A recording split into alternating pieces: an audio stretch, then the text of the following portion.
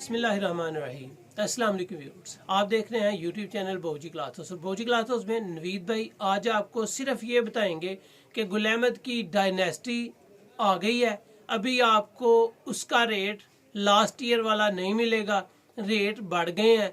Soft बूरा crystal आ गई है, उसकी वीडियो भी अल्हम्दुलिल्लाह अपलोड हुई है लास्ट ईयर पे।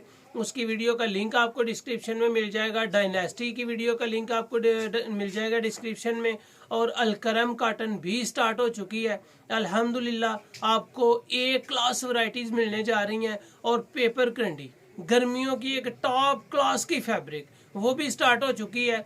रेट उसके इंक्रीज हो चुके हैं और नए रेट्स के साथ आपको वैरायटीज़ मिलेंगी, क्वालिटीज़ मिलेंगी और मियार मिलेगा। Paper क्रंडी, dynasty cotton bye Gul Ahmed, बूरा क्रिस्टल और अलकरम, इनकी वीडियो का लिंक डिस्क्रिप्शन में मिल जाएगा। आप इनको देख सकते हैं और लाजवाब वैरायटीज होंगी। रेट न्यू होंगे, माल फ्रेश होगा और लाजवाब वैरायटी होंगी। ये थी आज की न्यू अपडेट।